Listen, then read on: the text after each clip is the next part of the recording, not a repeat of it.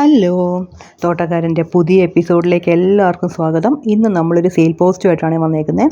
ഇത് നമ്മുടെ ശ്രീലങ്ക മുല്ലയാണ്.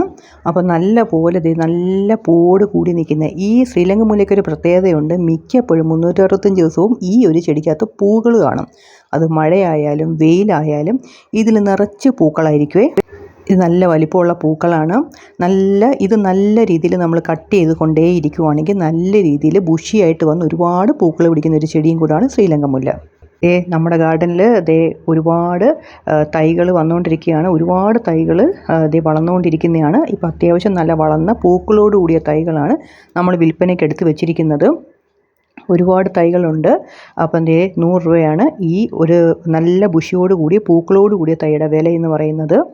അടുത്തത് വരുന്നത് ഫൈക്കസ് പ്ലാന്റ് ആണേ. ഒരു പ്രത്യേക ഷേപ്പോട് കൂടിയ ഇലകളാണ് ഈ ഫൈക്കസ് പ്ലാന്റിന്.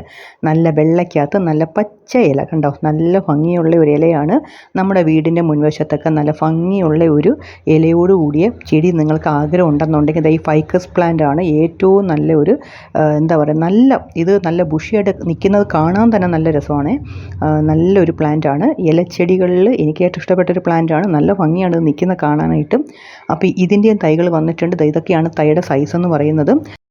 ഈ ഫൈക്കസ് പ്ലാന്റിനെ കുറിച്ച് നമ്മൾ പറയുകയാണെങ്കിൽ അധികം വെള്ളം ആവശ്യമില്ല, അധികം വെയിലും ആവശ്യമില്ല. ഈ വെള്ളവും വെയിലും ആവശ്യമില്ലാത്തൊരു പ്ലാന്റാണ് ഈ ഫൈക്കസ് പ്ലാന്റ്.